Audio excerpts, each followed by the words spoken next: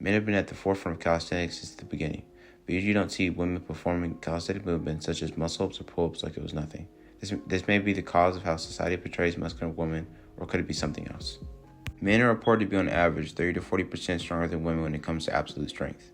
For those of you who don't know what absolute strength is the ability to expel force onto an object. But since this video is a bodyweight focus, we'll have to look at the research pertaining to relative strength.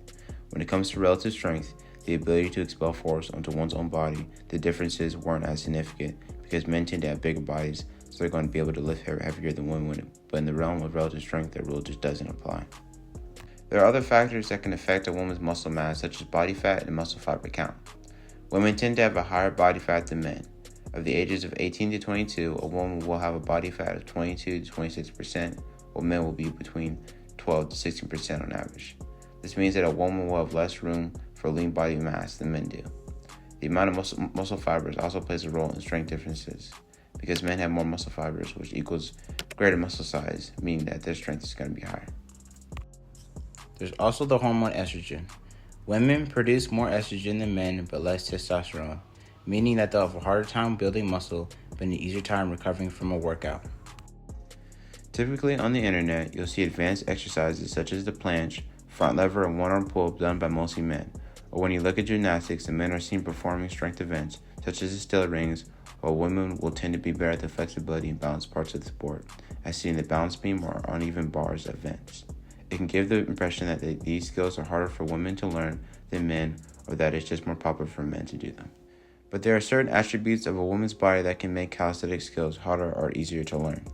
Due to women having smaller bodies and on average more flexibility than men, exercises such as the straddle planche and human flag can be easier to learn if certain conditions are met, such as a higher fitness level. But it is rare to ever see a woman perform full planche, and that is because women will have wider hips, making their center of gravity lower than that of a man. Their shoulder joint is going to have to work harder in order to planche.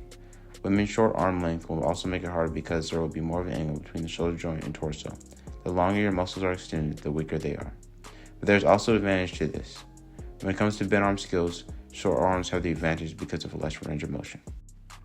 So should women do calisthenics? Due to the factors discussed, the average woman's upper body tends to lack the amount of strength needed in order to perform basic calisthenic skills, but that doesn't mean they can't do it.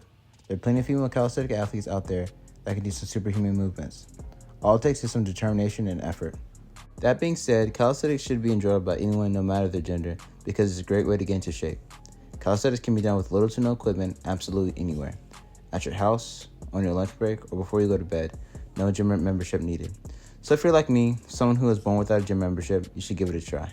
If you guys have any feedback to give me, I would really appreciate it because it really helped the channel out. And remember, whatever you do, don't hurt your gains.